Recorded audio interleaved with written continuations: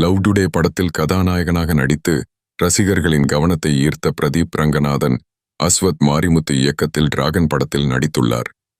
நேற்று திரையரங்குகளில் வெளியான இப்படம் மக்கள் மத்தியில் அமோக வரவேற்பை பெற்று வருகிறது.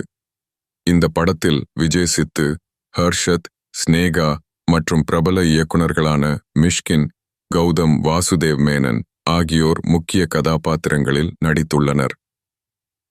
ஏஜிஎஸ் நிறுவனம் தயாரித்துள்ள டிராகன் படத்திற்கு லியோன் ஜேம்ஸ் இசை அமைத்துள்ளார்.